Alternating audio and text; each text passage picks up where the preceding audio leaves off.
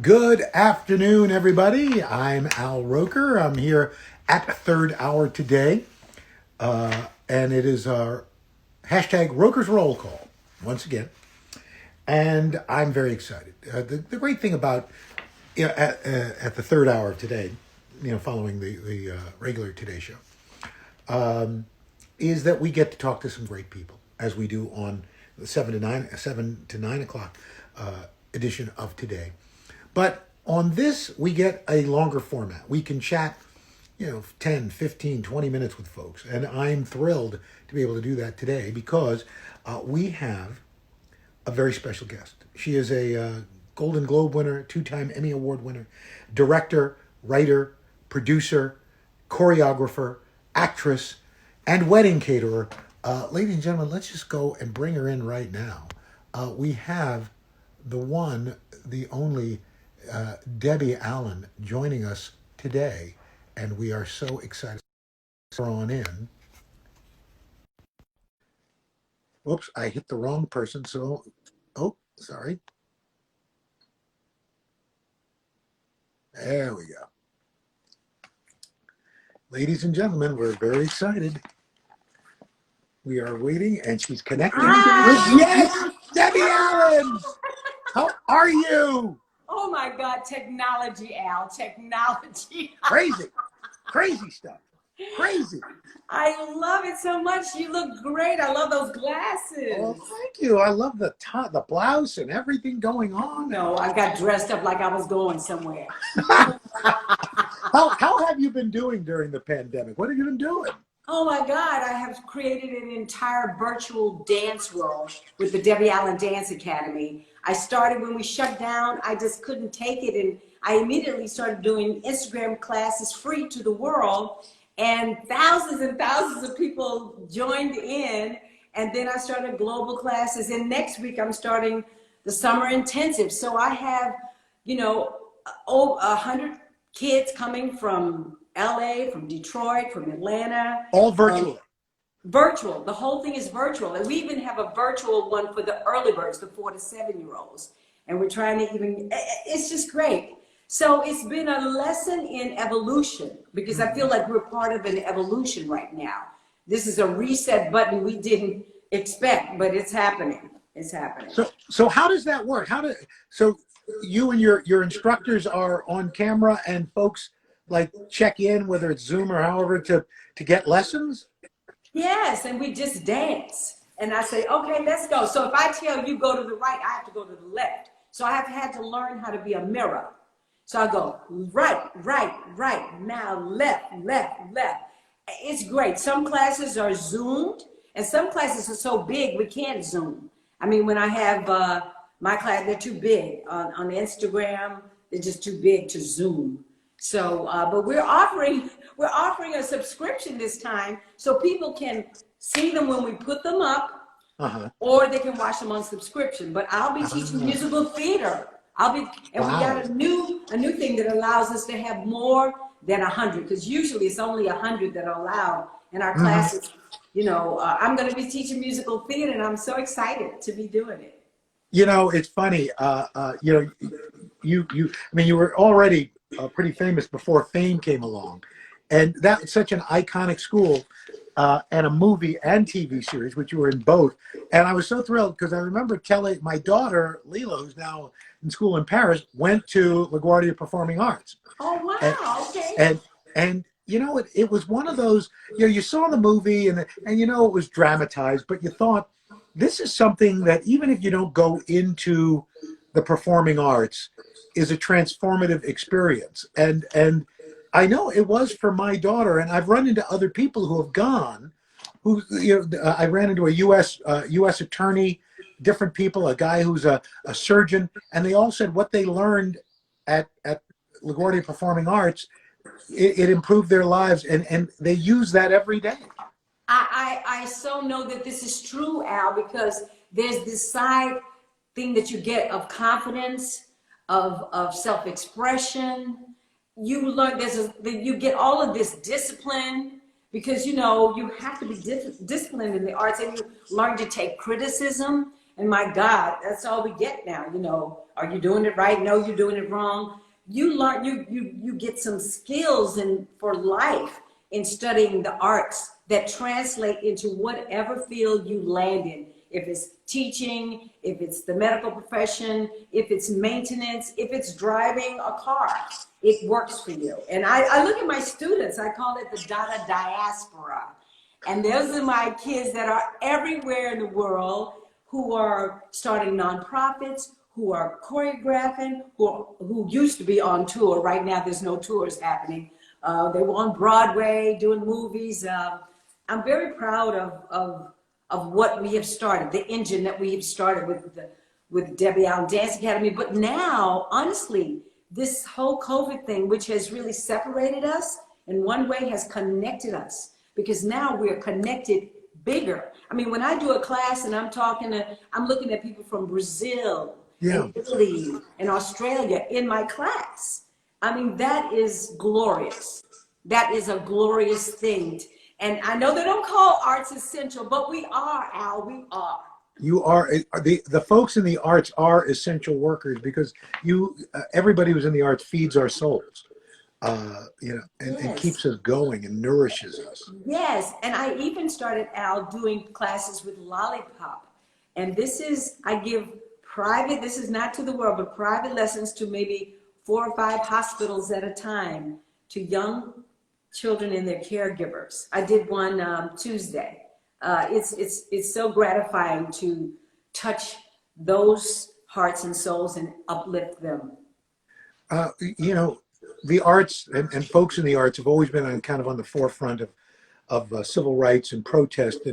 And what do you think about what you're seeing? You know, in the wake of Ahmaud Arbery and George Floyd. What do you think about the makeup of the protesters we are seeing out there right now? Well, I think it's been phenomenal. I'm a child of the 60s. So I was there when we were marching in the street just to go to a restaurant, or I could go to ballet class. Everything was segregated. And that was a mixed group of people, mostly black people getting water hosed and dogs biting them or whatever. But there were so many white people and other, you know, ethnic groups of people that love people, that want humanity. But today, it is so global to see it happening in Europe, in Australia, and around the world, that, you know, George Floyd in his death brought so many people alive. Let's put it that way. Yeah. Brought a movement alive.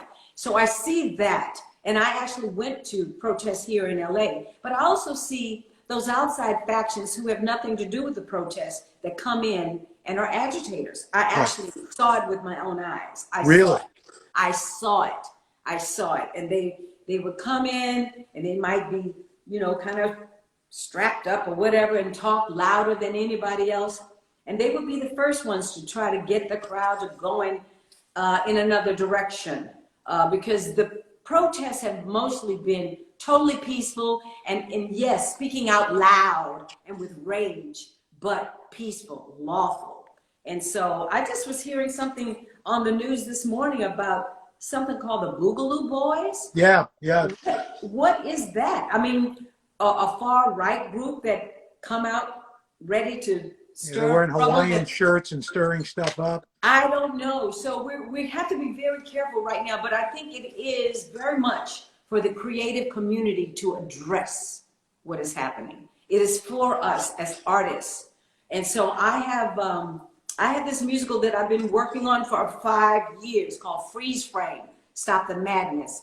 And I played an excerpt of it yesterday, and you would have thought I wrote it yesterday, because it talks about young people who are disenfranchised, Black kids, Latin kids, inner city kids, and what is their hope, and how can they ever realize a dream if they're always defined by their zip code and not by their humanity and who they really are.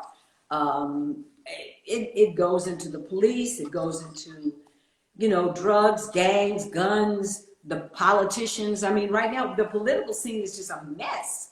It's a mess. It's a mess. Yeah. You mentioned, I was going to ask you about your musicals. I knew you've been writing, working on that. But what do you think is going to happen? I mean, now I'm hearing Broadway may not open up until January. What happens in that? Well, what happens, Al, is a lot of people are out of work. A lot of people are struggling to make ends meet. They have families, they have parents. I mean, I have a mother, I have parent that I'm taking care of, I have children that are my family. How do you survive this? So this is why we keep doing fundraisers and keep, plowing the field. And the virtual world has become an alternative way to work. The virtual world is hopefully keeping my dance instructors working and my students engaged. But it's a big problem. I mean, someone asked me yesterday, "Are you going to do the hot chocolate nutcracker this year, Debbie?"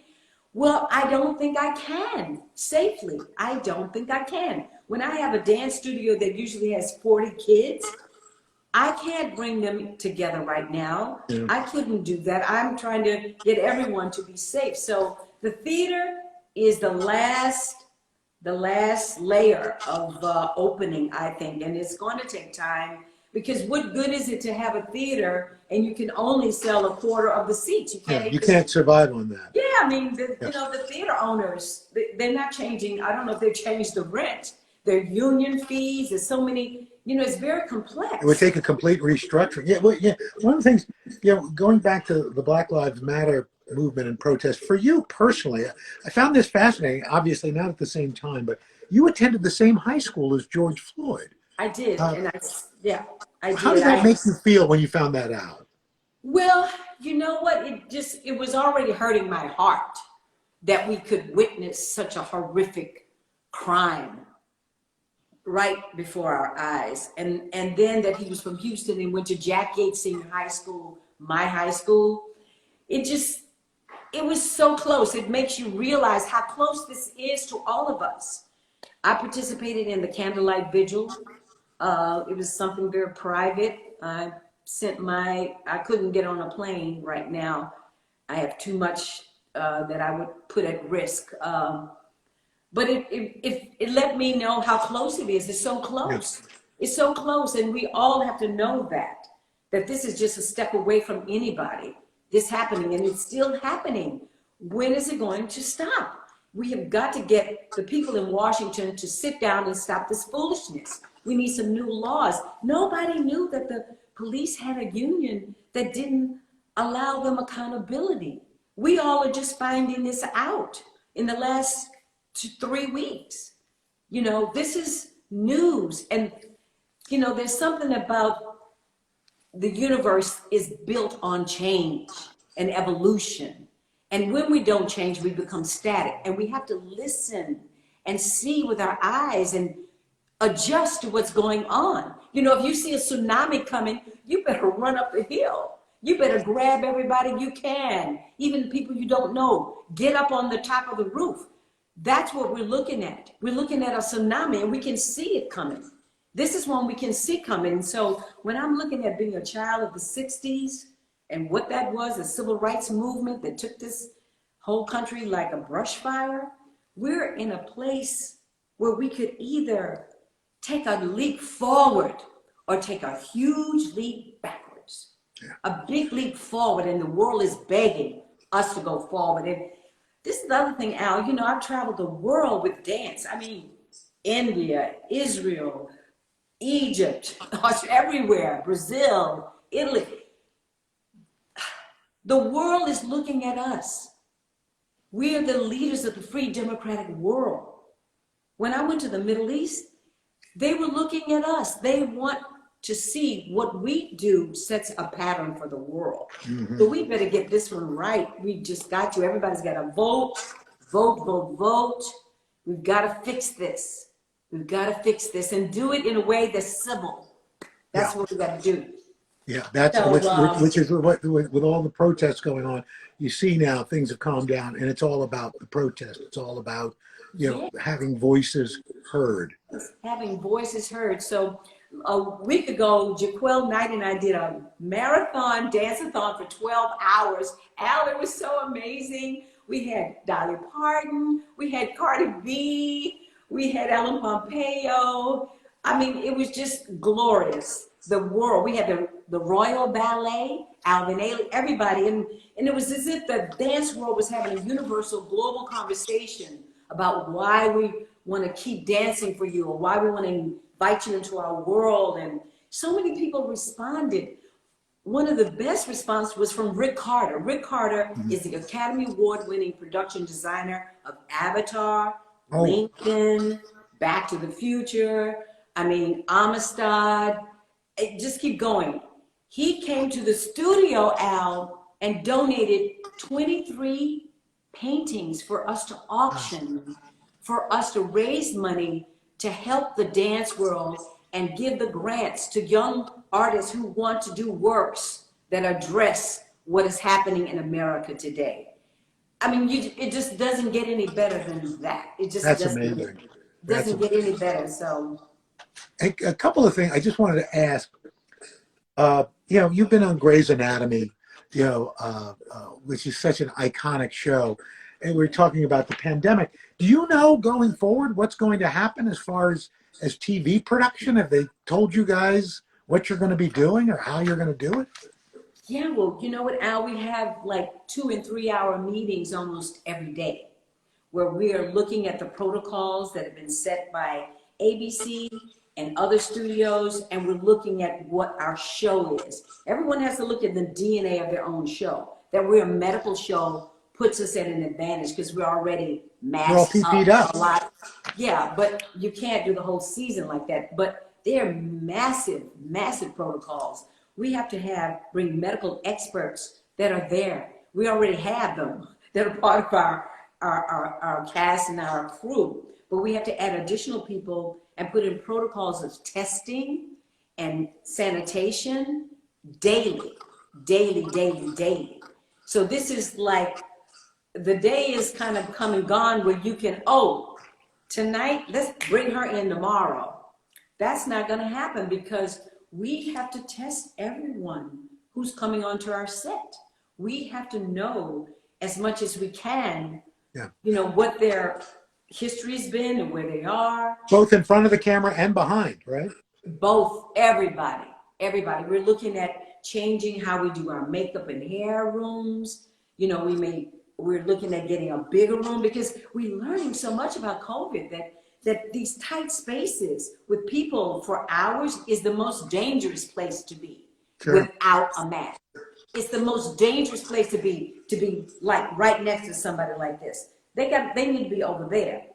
And so we're looking at how we distance and how we write our scripts and how we tell our stories. So when we have a big scene that involves a lot of people, all of those people will be tested, trust. And if anybody looks like they're sniffling, out. They have to go home. They have to. And so we're relying on everyone's integrity to be truthful because it's your life that we're talking about right now. This is not like other people. Measles. This is not like getting the measles. This is an enemy that we're all battling. And this is what's so interesting to me also, Al, is that at this time, we want to know everything we can about COVID.